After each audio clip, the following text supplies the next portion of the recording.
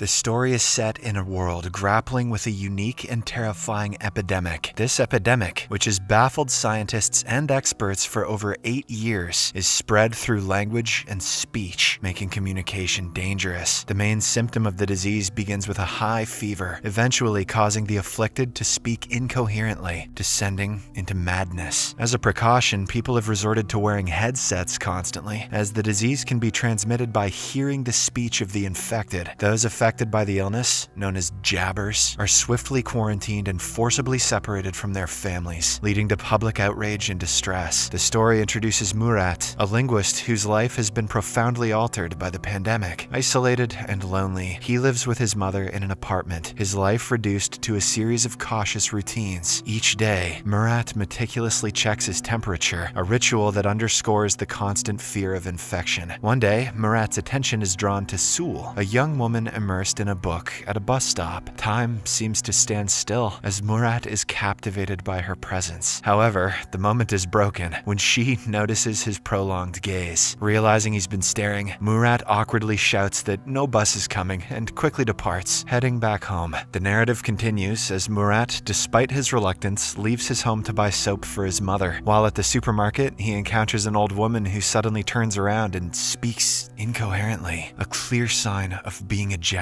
An alarm is triggered, announcing the presence of a jabber and urging people to evacuate immediately. In the ensuing chaos, everyone flees, except for the old woman and a young boy who is left behind without a headset. Murat witnesses the boy's mother crying outside. Driven by a sense of responsibility, Murat bravely re-enters the supermarket, gives his headset to the boy, and makes a narrow escape. Remarkably, Murat manages to avoid contracting the epidemic. Despite his close encounter with the jabber, he experiences a high fever, but eventually recovers and returns home unscathed, soap in hand. Meanwhile, Anton, a high-ranking official at AEI, is desperately seeking a solution to the pandemic. He faces a setback upon learning that even young children are susceptible to the disease. However, his interest is piqued when he hears about Murat's incident at the supermarket. Intrigued by the possibility that Murat might be immune, Anton delves into surveillance footage to learn more. He observes Murat collapsing in the supermarket, but later continuing on as if unharmed, which deepens Anton's confusion and curiosity. In another part of the city, Murat visits the home of his mother's friend, responding to a desperate call for help. The friend's son, Arif's father, is exhibiting symptoms of the disease, speaking disconnectedly. Arif, holding on to hope, pleads with Murat to find a cure, believing in Murat's unique abilities. He even suggests collaborating with Murat's friend Ozgur, but Murat informs him that Ozgur has passed away. Arif, skeptical about Ozgur's death due to the lack of a proper funeral and the absence of his body, plans to meet with Errol, a businessman known for trading in information. Arif hopes Errol can shed light on whether Ozgur is indeed alive and assist in their quest for a cure.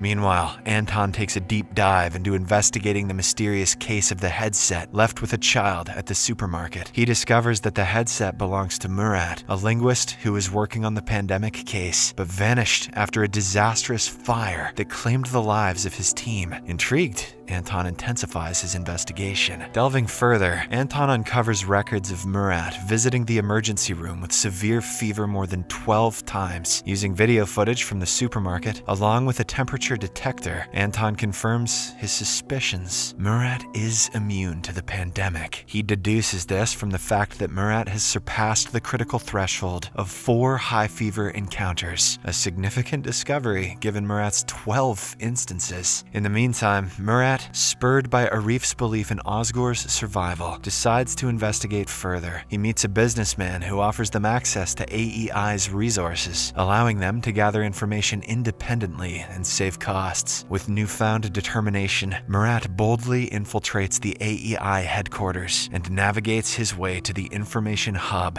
downstairs. There, Murat searches for Ozgur's name and is initially disheartened to find records indicating his death. He clicks on the autopsy damage, expecting the worst, but is surprised to see an unrecognizable burnt face with no identifiable tattoo on the wrist. This absence of a tattoo, which Murat knows his friend had, rekindles his hope that Ozgur might still be alive. Before leaving the hub room, Murat impulsively searches for his own name in the database. To his shock and dismay, he discovers video footage of himself from the supermarket incident. Realizing the potential danger of this discovery, Murat hastily exits the room, unable to delete the record. His escape is filled with anxiety and urgency, knowing that his presence in the AEI database could have unforeseen and dangerous consequences. Soon after, Anton, fueled by his significant discovery regarding Murat's immunity to the pandemic, eagerly approaches his superior to share his findings. However, his excitement quickly turns to frustration when his superior dismisses his claims, cautioning against spreading unverified rumors. Frustrated by this response and determined to pursue the matter further, Anton decides to take matters into his own hands. He acquires the address of Murat and his mother's home, although under a false name, and sets out with his men to capture Murat. Upon arriving at the destination, they find Murat's mother answering the door, mistakenly assuming it might be her son. However, the AEI forces swiftly invade the home, scattering throughout the house and the apartment complex. They strategically position themselves, lying in wait for Murat's return to spring their trap. Unnoticed by the AEI operatives, Murat's mother subtly places a prearranged signal on the window, a discreet method of communication between her and her son. She then calmly lights a cigarette and sits down, maintaining an air of composure despite the tense situation. Meanwhile, Murat, who had been waiting for another glimpse of the beautiful girl he had seen at the bus stop, returns home. As he approaches his apartment, he notices the signal from his mother. Realizing the imminent danger, he hesitates at the entrance. Inside, Anton and his team are eagerly anticipating Murat's arrival, ready to execute their well-laid plans. In a moment of inner conflict, Murat grapples with the decision to enter the apartment. His thoughts drift to the beautiful girl, and the realization dawns on him that if he walks into the trap, he might never see her again. This thought acts as a turning point, and in a swift decision, Murat chooses to flee in the opposite direction, much to Anton's dismay. His abrupt departure catches Anton and his men off guard, and they lose track of him in mere seconds. Back at Murat's house, Anton seizes the opportunity to collect Murat's belongings for further investigation, hoping to get more insight into Murat's unique situation. The next morning, as Murat sets out on his search for Ozgur, he is stopped by AEI forces demanding to see his ID. In a moment of tension, as Murat nervously reaches for his ID, a bomb suddenly explodes nearby, causing the AEI forces to scatter and leaving Murat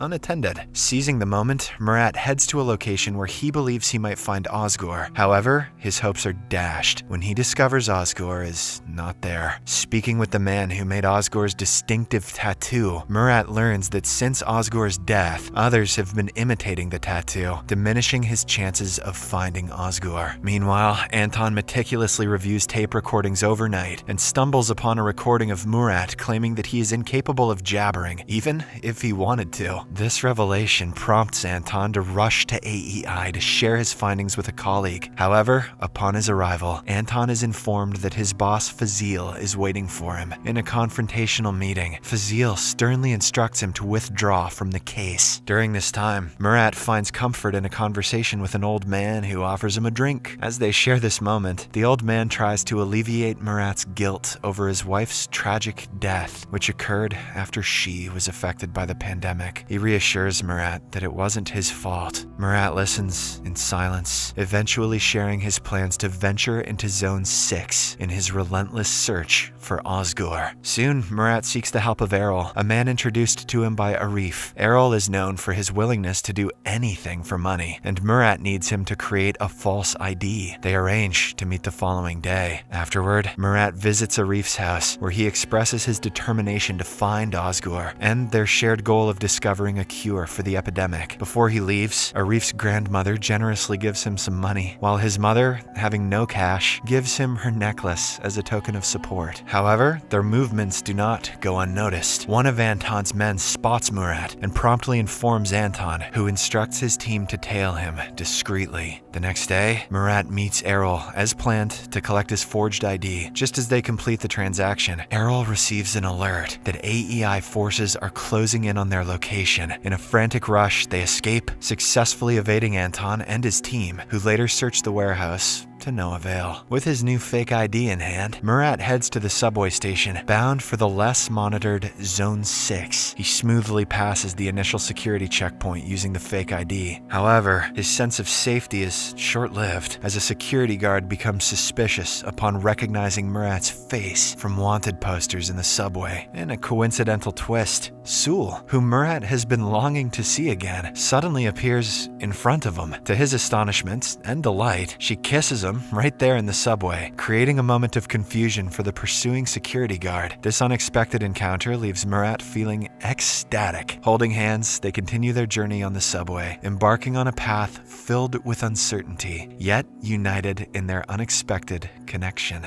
Murat and Sul, having left the bus stop, navigate through menacing people and areas until they find a secluded rooftop where they can talk privately. On the rooftop, Murat, preoccupied with his quest to find Osgur, is about to leave when Sul insists he stay for a meal. During their conversation, he learns her name and he expresses gratitude for her assistance earlier. Sul then reveals her true intentions. She had been following Murat purposefully, hoping to recruit him into her team, P1, which is dedicated to finding a cure for the pandemic. Surprised by this revelation, Murat abruptly leaves, not allowing her to finish explaining. Later, Murat returns to the home he shares with his wife, where he is flooded with memories as he wanders through each room. That night, he dreams of himself torn between his wife and Sul, symbolizing his internal conflict. The next morning, Murat's search for Osgur takes an unexpected turn when he is kidnapped by masked individuals who question his identity and affiliation